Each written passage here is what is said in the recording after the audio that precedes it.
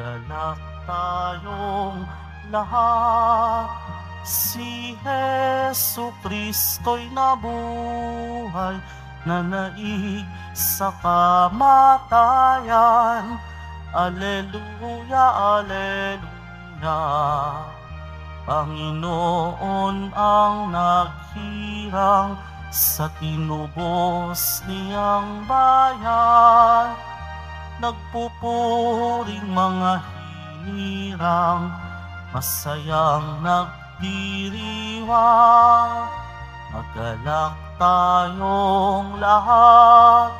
Si Hesu Kristo'y nabuhay, nanaig sa kamatayan. Haleluya, aleluya. Sa ngalan ng Ama, ng Anak at ng Espiritu Santo. Amen. Sumainyo ang Panginoon. At sumaiyo rin. Mga kapatid, aminin natin ang ating mga kasalanan upang tayo maging marapat gumanap sa mga banal na pagdiriwang. Panginoong Hesus, Ikaw ang daan patungo sa Ama. Panginoon, kaawaan mo kami. Panginoon, kaawaan mo kami. Kristo Jesus, Ikaw ang katotohanang magpapalaya sa amin. Kristo, kaawaan mo kami. Kristo, kaawaan mo kami. Panginoong Hesus, Ikaw ang aming buhay at muling pagkabuhay. Panginoon, kaawaan mo kami. Panginoon, kaawaan mo kami. Kaawaan tayo ng makapangyarihan Diyos, patawarin tayo sa ating mga kasalanan, at patnubayan tayo sa buhay na walang hanggan. Amen. Manalangin tayo.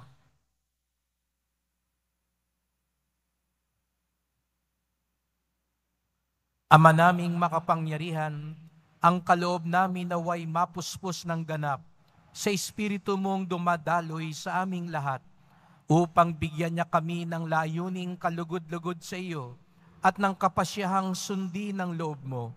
Sa pamamagitan ni Jesucristo, kasama ng Espiritu Santo, magpasawalang hanggan. Amen. Magsilpon lahat. Pagbasa mula sa mga gawa ng mga apostol. Noong mga araw na iyon, ibig matiyak ng pinuno kung ano nga ang sakdal ng mga Hudyo laban kay Pablo. Kaya pinagpulong niya kinabukasan ang mga punong saserdote at ang buong Sanhedrin. Saka kinalagan si Pablo, ipinanaog at iniharap sa kanila. Alam ni Pablo na dooy may mga Saduseyo at Pariseyo, kaya't sinabi niya ng malakas, "Mga kapatid, ako'y Pariseyo, anak ng mga Pariseyo. Dahil sa pag-asa kong muling mabubuhay ang mga patay, ako'y nililitis ngayon." Matapos itong sabihin ni Pablo, nagtalo-talo ang mga Pariseyo at ang mga Saduseyo, at nahati ang kapulungan, sapagkat ang sabi ng mga Saduseyo, hindi muling mabubuhay ang mga patay at walang anghel o espiritu. Subalit, ang mga Pariseyo na may naniniwala sa lahat ng ito. At lumakas ang kanilang sigawan. Tumindig ang ilan sa mga eskribang kapanig ng mga Pariseyo at malakas na tumutol. Wala kaming makitang pagkakasala ng taong ito. Ano kung may isang espiritu o isang anghel na nagsalita sa kanya? At nang maging mainitan na ang kanilang pagtatalo, natakot ang pinuno na baka lurayin nila si Pablo.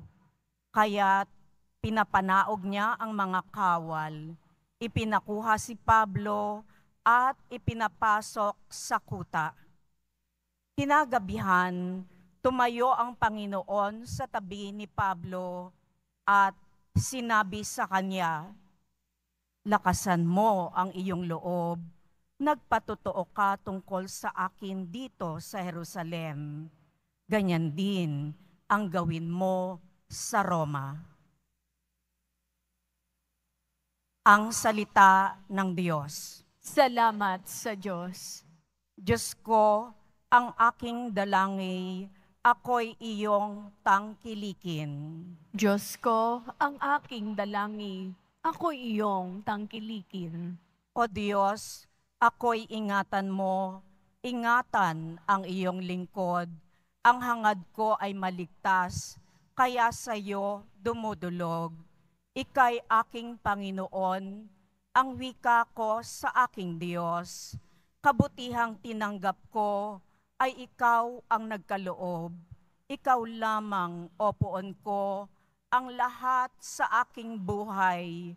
Ako'y iyong tinutugon sa lahat kong kailangan. Diyos ko, ang aking dalangin, ako'y iyong tangkilikin. Pinupuri ko ang poon na sa akin ay patnubay. Kahit gabi, diwa niya ang sa aki umaakay. Nababatid ko na siya'y kasama ko oras-oras. Sa piling niya kailanmay, hindi ako matitinag.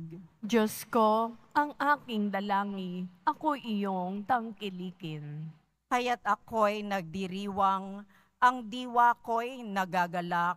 Ang lagi kong nadaramay, hindi ako matitinag.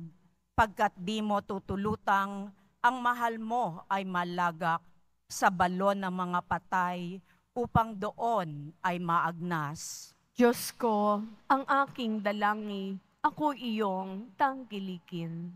Ituturo mo ang landas na buhay ang hahantungan. Sa piling mo'y madarama ang lubos na kagalakan. Ang tulong mo'y nagdudulot ng ligayang walang hanggan. Diyos ko, ang aking dalangin, ako'y iyong tangkilikin. Magsitayong lahat.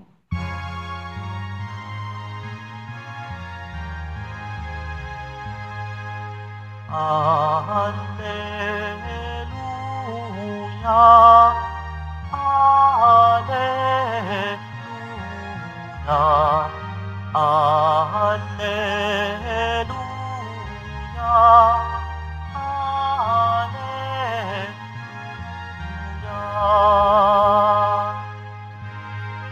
Lahat naway magkaisa kay Kristo at sa Diyos Ama, ng tanay sumampalataya. Alleluia, Alleluia, Alleluia,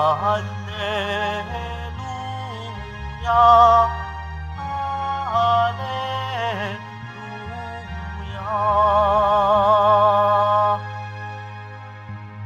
Sumainyo ang Panginoon. At sumaiyo din. Ang pagpapahayag ng mabuting balita ng Panginoon ayon kay San Juan. Papuri sa iyo, Panginoon. Noong panahong yun, tumingala si Jesus at nanalangin, "Amang banal, hindi lamang ang aking mga alagad ang idinadalangin ko, kundi pati ang mga mananalig sa akin dahil sa kanilang pahayag.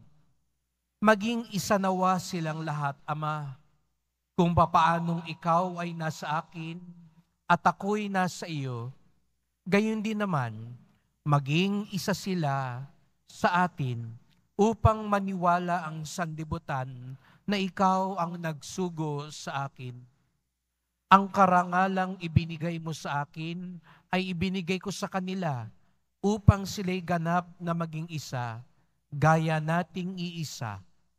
Ako'y sa kanila at ikaw ay nasa akin upang lubusan silang maging isa.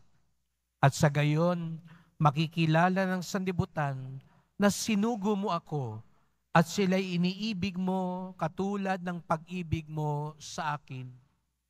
Ama, nais kong makasama sa aking kinaroroonan ang mga ibinigay mo sa akin upang mamasdan nila ang karangalang bigay mo sa akin, sapagkat inibig mo na ako bago pa nilikha ang sanlibutan. Makatarungang Ama, hindi ka nakikilala ng sanlibutan, ngunit nakikilala kita at nalalaman ng mga ibinigay mo sa akin na ikaw ang nagsugo sa akin. Ipinakilala kita sa kanila at ipinakikilala pa upang ang pag-ibig mo sa akin ay sumapuso nila at ako na may sumakanila.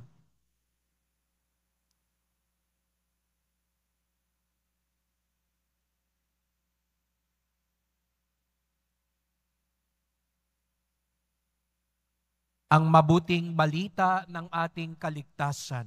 Pinupuri ka namin, Panginoong Heso Kristo. Magsiupuan lahat. Magandang hapon po sa inyong lahat at maligayang pagdating sa tahanan ni Jesus Nazareno. Binabatid, pinagdarasal din natin ang mga nasa online, lalo na po mga may sakit, nag-aalaga sa may sakit, at mga kababayan kadeboto natin mula sa iba't ibang panig ng bansa daigdig na nais sumama sa pagdiriwang ng misa dito sa Quiapo, sa Basilica Minor at Pambansang Dambana ni Jesus Nazareno. Patuloy nating pinagninilayan ang huling pananalita ni Jesus Nazareno matapos ang huling hapunan. Sa Ebanghelyo ni San Juan, ito'y napakahaba, 3 kabanata, sa isang diskurso at panalangin ni Jesus na nagsasalitan, kinakausap niya ang kanyang mga alagad at ang Ama sa langit. At ngayon narinig natin kung papaano ipinagdasal ni Jesus pati tayo. Opo, hindi lamang pinagdasal ni Jesus Nazareno ang mga alagad, kung hindi pati tayo na nabubuhay 2,000 taon matapos nang siya'y nandito sa lupa. Sabi ni Jesus Nazareno, Amang banal, hindi lamang ang mga alagad ang idinadalangin ko, kung hindi pati ang mga mananalig sa akin dahil sa kanilang pahayag. Tayo po yun. Tayo yung mga nananalig kay Jesus Nazareno dahil sa pahayag ng mga alagad. Kaya pinagdadasal pala tayo ni Jesus Nazareno. At ano raw ang ipinagdarasal niya sa atin na napakahalaga para sa Kanya? Pagkakaisa. Siguro, naisip na ni Jesus Nazareno, yan ang malaking problema ng mga sumusunod sa Kanya, pagkakaisa.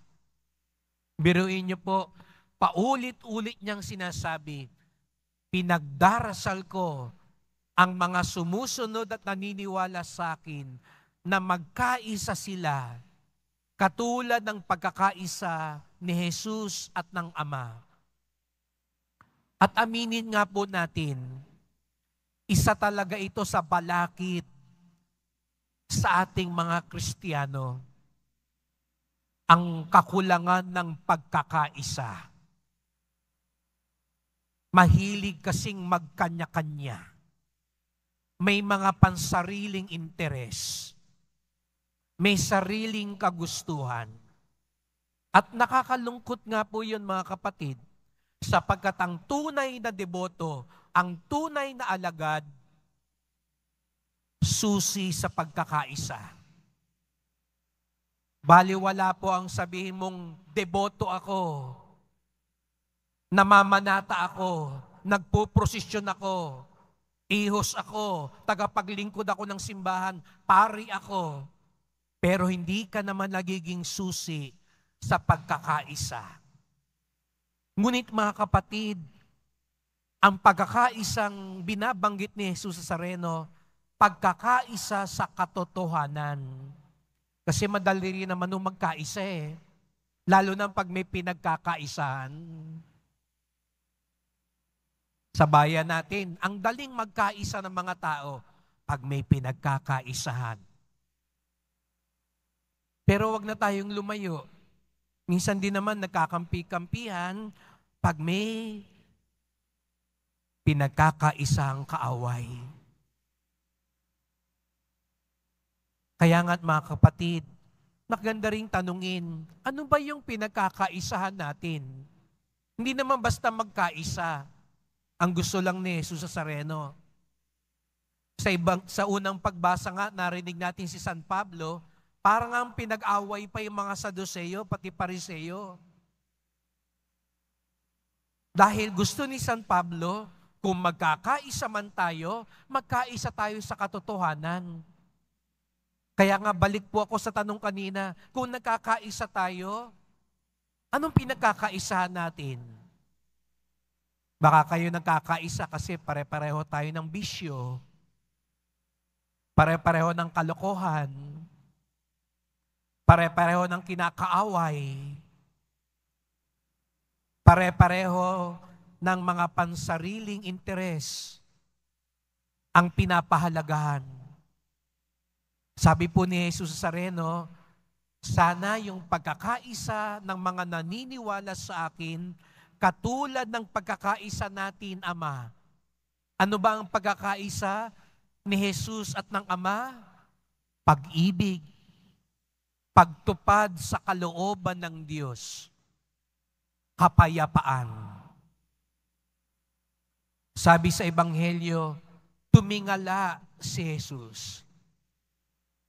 Masdan niyo po ang Nazareno, nakatingala. Laging nakatingin sa Ama. Sapagkat para sa Kanya, ang tunay na pagkakaisa, nakatuon sa kalooban ng Ama. At ano ba ang kalooban ng Ama? Ang mailigtas tayo. Yun lang ho ang kalooban ng Ama. Yun din ang kalooban ni Jesus Nazareno. Opo, nagdadasal tayong yumaman, gumaling sa mga karamdaman, umasenso sa buhay, malampasan ang lahat ng mga problema at pagsubok, pero higit sa lahat, ang biyayang gustong ibigay sa atin ni Jesus Nazareno, kaligtasan. Kaya paulit-ulit ko pong sinasabi ito, makamtan man nating lahat ng pinagdarasal natin, pero kung hindi nito ililigtas ang kaluluwa natin, hindi po yan ang tunay na biyaya ng Nazareno. Siguro nga pinagdarasal mong yumaman at yumaman ka nga. Pero sa pagyaman mo, naging mayabang ka. Naging matapobre ka. Naging ganid ka. Hindi yan biyaya. Kasi ang biyaya, ililigtas ka. Naging sikat ka nga, naluklok ka sa pwesto, pero yan palang pwestong yan, ang naging dahilan para mabagong ugali mo, hindi yan biyaya. Kasi ang tunay na biyaya, ililigtas ka. Ang tunay na magkakaisa sa atin, ang magliligtas sa atin. Kaya sa misang ito, mga kapatid, dalawang tanong ang sana mapagnilayan natin. Ano bang pinagkakaisahan natin? Ito ba'y mabuti? Tama? Ayon sa kalooban ng Diyos? At ikalawa, yung inahangad ba natin makatutulong sa kaligtasan natin?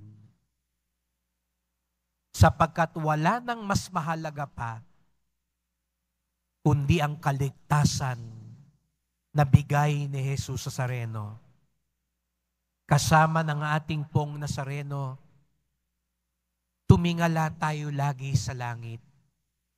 Hindi kailangan laging nakatingala. Masakit sa liig po yun.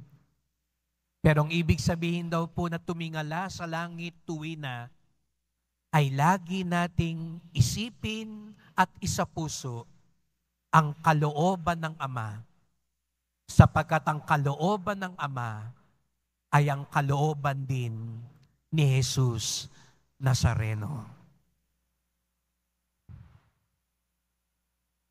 Magsitayo ang lahat.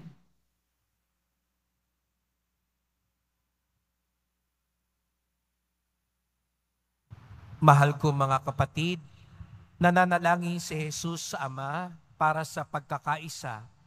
Sa paghihintay sa Pentecostes, lumapit tayo sa Ama at idalangin ang tunay na pagkakaisa ng lahat ng kanyang mga anak. Ang ating tugon, Ama ng lahat, pag-isahin mo kami. Ama ng lahat, pag-isahin mo kami. Ang lahat ng kasapi ng simbahan, naway magkaisa sa puso at isip, kasama ng ating Santo Papa at ng ating mga obispo. Manalangin tayo. Ama ng lahat, pag-isahin mo kami. Ang mundo, naway sumampalataya kay Kristo, bunga na nagkakaisang halimbawa ng mga Kristiyano. Manalangin tayo. Ama ng lahat, pag-isahin mo kami. Ang lahat ng bininyagan kay Kristo, naway magkatipon sa iisang simbahan. Manalangin tayo. Ama ng lahat, pag-isahin mo kami. Ang bawat mag-anak, naway mabuklot sa iisang pananampalataya at pag-ibig. Manalangin tayo. Ama ng lahat, pag-isahin mo kami. Ang mga yumao, naway tawagin sa ganap na pakikipagkaisa sa Diyos magpakailanman. Manalangin tayo. Ama ng lahat, pag-isahin mo kami. Tahimik nating idulog ang iba pa nating kahilingan.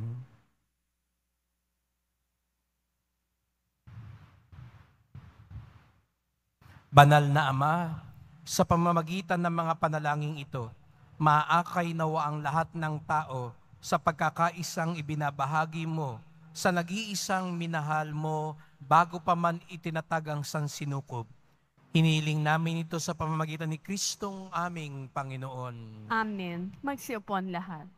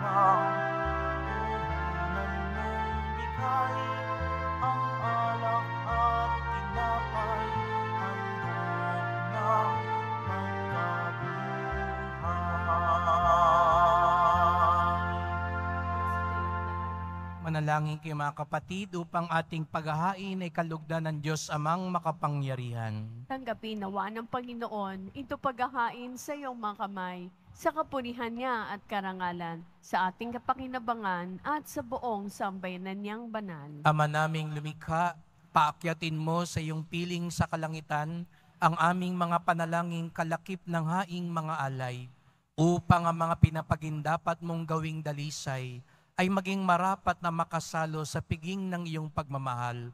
Sa pamamagitan ni Jesucristo, kasama ng Espiritu Santo, magpasawalang hanggan. Amen.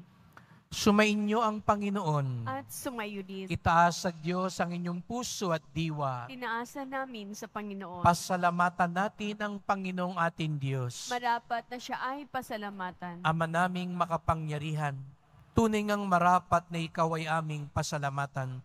Ngayong ipinagdiriwang ang paghahain ng Mesiyas, ang maamong tupa na tumubos sa aming lahat.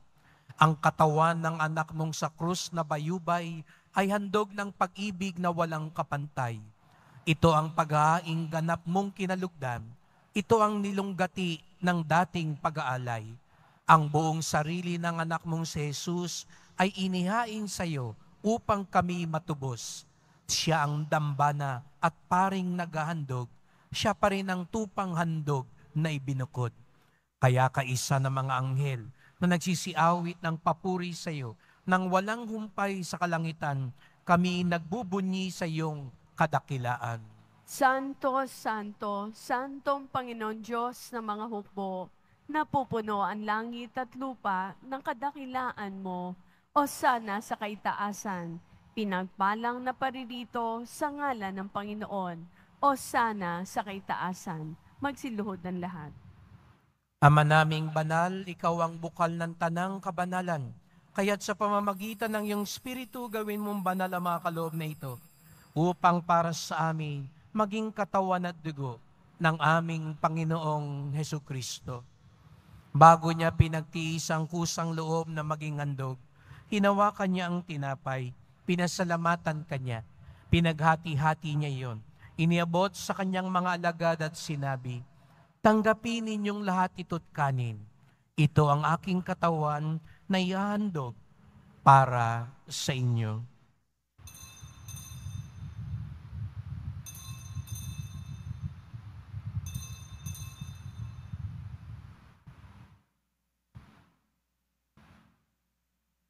Gayon din naman nang matapos sa hapunan, hinawakan niya ang kalis. Muli kanyang pinasalamatan. Iniabot niya ang kalis sa kanyang mga alagad at sinabi, "Tanggapin ninyong lahat ito't inumin. Ito ang kalis ng aking dugo, ng bago't walang hanggang tipan. Ang aking dugo na ibubuhos para sa inyo at para sa lahat, sa kapagpapatawad ng mga kasalanan. Gawin niyo ito sa pag-alala sa akin."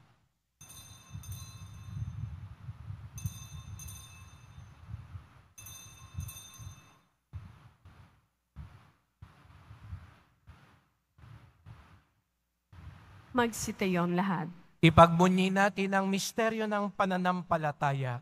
Si Kristo'y namatay, si Kristo'y nabuhay, si Kristo'y babalik sa wakas ng panahon. Ama, ginagawa namin ngayon ang pag-alala sa pagkamatay at muling pagkabuhay ng iyong anak.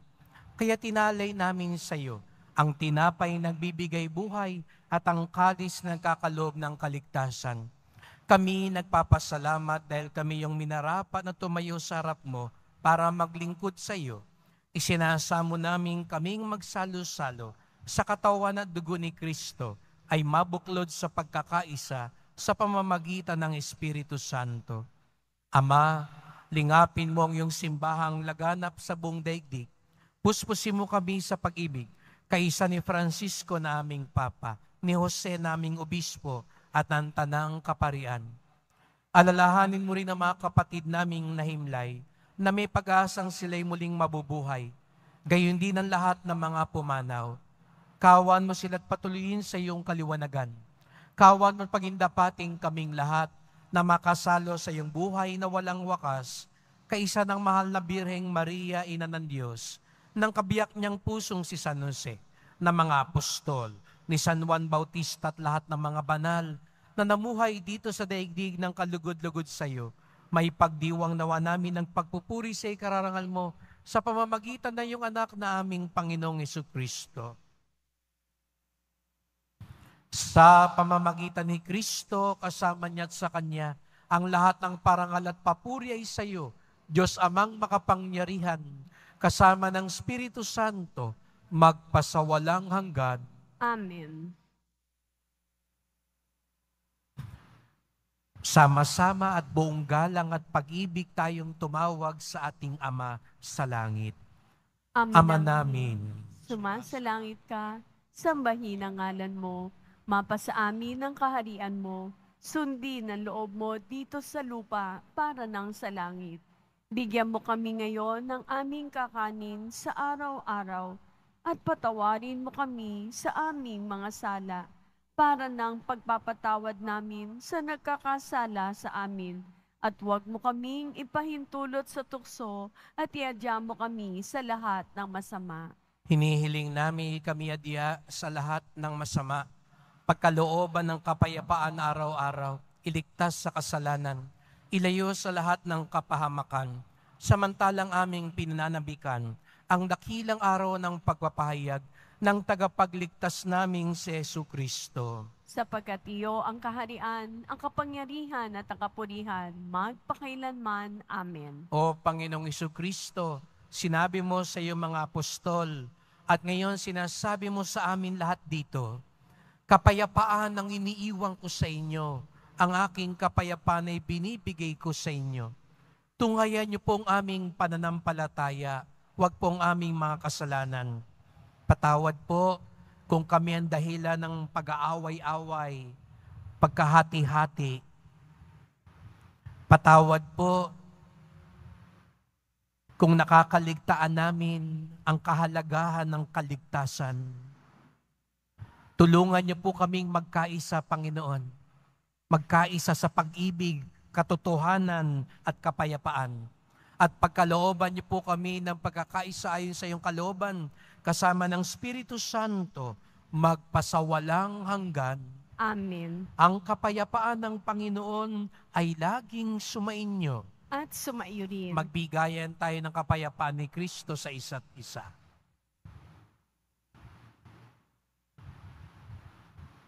Kordero ng Diyos na nag-aalis ng mga kasalanan ng sanlibutan, maawa ka sa amin. Kordero ng Diyos na nag-aalis ng mga kasalanan ng sanlibutan, maawa ka sa amin.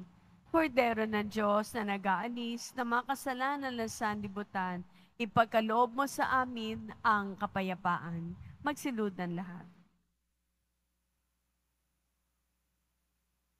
Narito ang ating Panginoong Jesucristo, ang pinagmumulan ng ating pagkakaisa at kaligtasan.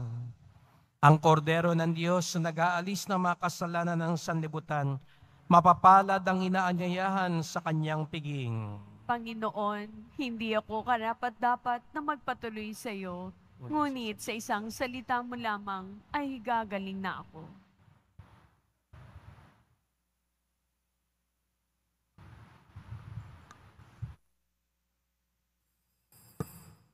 Para sa lahat ang tatanggap ng banal na komunyon, sasagot po tayo ng amen, pagkasabi ng pari o ng lay minister ng katawan ni Kristo, at isubogad sa bibig bago mali sa harapan ng pari o lay minister. Sumunod po tayo.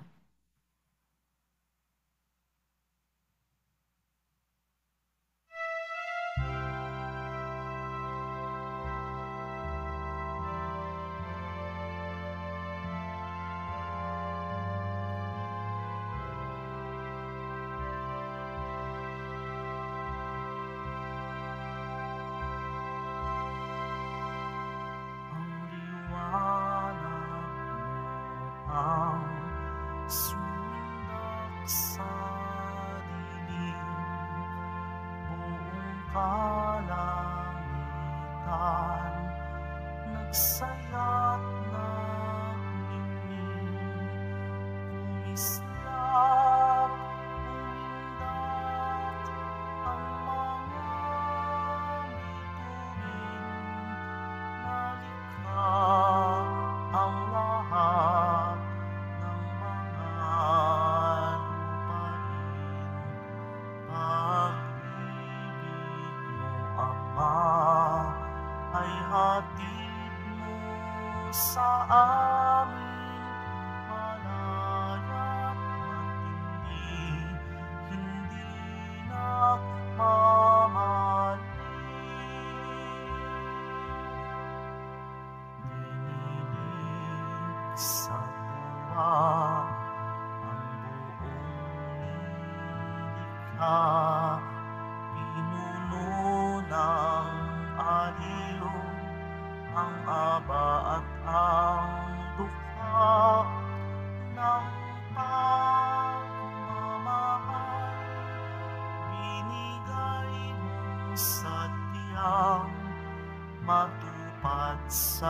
ipagawa ang iyong salita.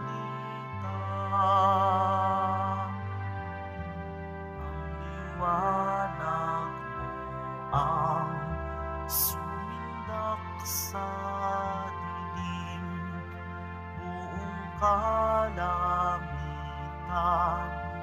nagsaya't nagdigdig, kumislap, umindak ang mga bituin, nalikha ang lahat ng mga lupain. Pag-ibig mo,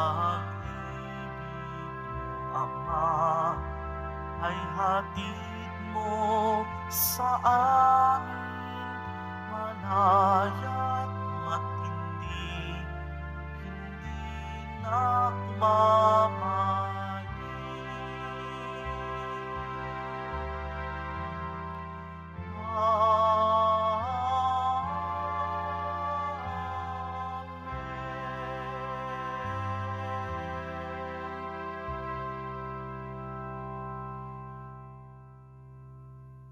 Sitayo po ang lahat. Manalangin tayo.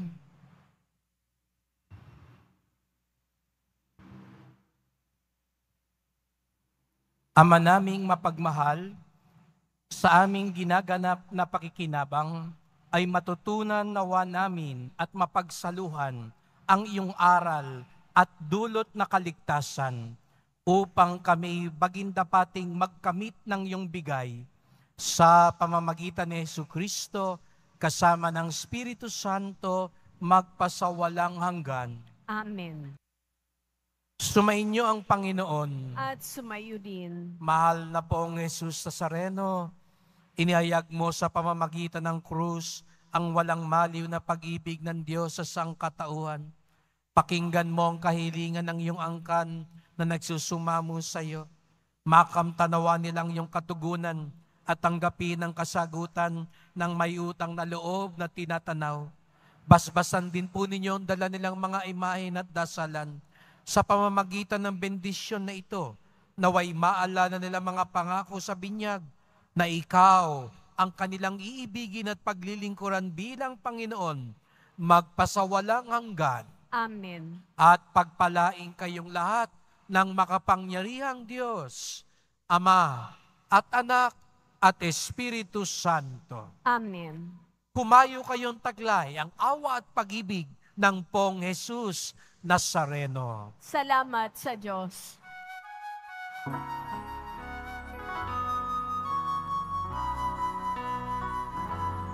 Nuestro Padre Jesus Nazareno, sinasamba ka namin.